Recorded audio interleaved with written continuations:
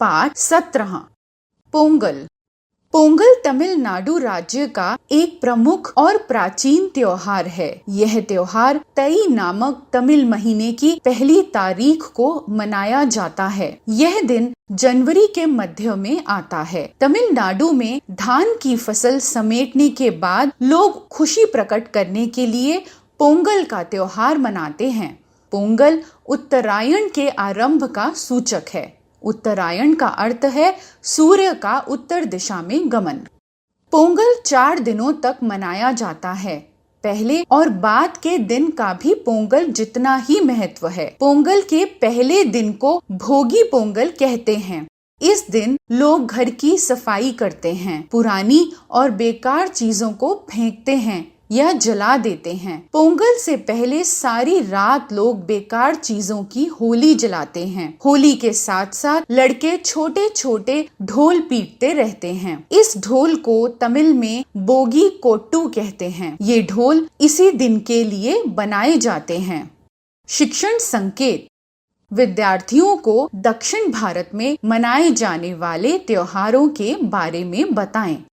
सांझ को जब घर में सफेदी हो चुकी होती है तब फर्श को रगड़ रगड़ कर धोया पोंछा जाता है। चावल के आटे से फर्श पर कुछ आकृतियां बनाई जाती हैं जिन्हें कोलम कहते हैं। कोलम नई फसल के चावल से बनाते हैं, इसलिए इसका विशेष महत्व है। कोलम के सुर्ख आटे को पानी में घोलकर उससे प्रत्येक कमरे के भीतर दीवारों के साथ साथ पट्टियां बनाई जाती हैं। पोंगल के लिए एक विशेष बर्तन खरीदा जाता है। उसमें दूध, नई फसल के चावल, गुड़ और मसाले डालकर सूर्य देवता के लिए शकरई का भोग तैयार किया जाता है। इसलिए इस दिन को शकरई पोंगल कहते हैं। जिस बर्तन में पोंगल बनाते हैं वह पोंगल पानई कहलाता है।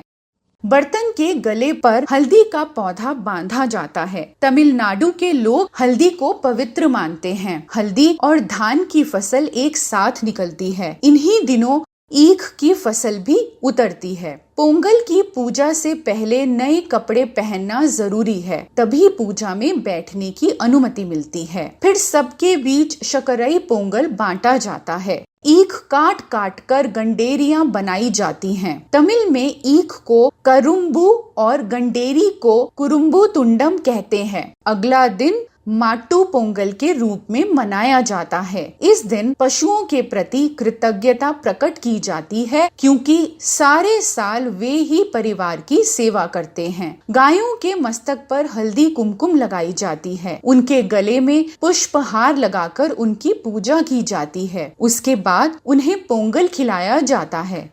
खेतों में काम करने वाले लोग बैलगाड़ियों, हलों और दूसरे औजारों, हथियारों पर रंग रोगन करते हैं। बैलों के सींगों को घिस घिस कर नोकदार बनाया जाता है। उन पर रंग रोगन लगाकर उनकी नोकों पर धातु के छल्ले मढ़ दिए जाते हैं। ये तैयारियां होती हैं मंजे विरट्टू के लिए। रंग बिरंगे सींगों वाले बैल गलों में मनके और घंटियां टनटनाते हुए गलियों में दौड़ते हैं। उनके पीछे युवकों के झुंड चलते हैं। कभी कभार कोई युवक किसी बैल को घेरकर उसकी पीठ पर सवार हो जाता है। कुछ फासले तक उसे दौड़ाने के बाद वह बैल के गले में बंधी रुपयों की थैली उतार लेता है। वे रुपए उसी के हो जाते हैं। पर सब बैल इतनी आसानी से काबू में नहीं आते। कुछ बैल तो बड़े उग्र होते हैं। अगर कोई उनके निकट जाकर उनकी सवारी करने की कोशिश करता है या उनके गले में पड़े फूलों के हार या रुपयों की थैली उतारना चाहता है तो वे भड़क उठते हैं। फिर भी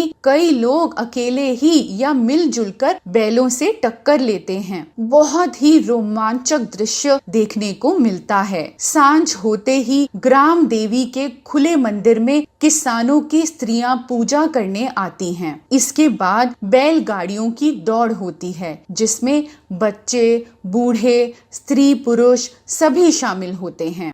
पोंगल का चौथा दिन कानुम पोंगल कहलाता है। इस दिन घर के सभी लोग एक साथ मिलकर खाना खाते हैं, अपने छोटों को प्यार और उपहार देते हैं। यह दिन भी बड़ी खुशी और उत्साह के साथ मनाया जाता है।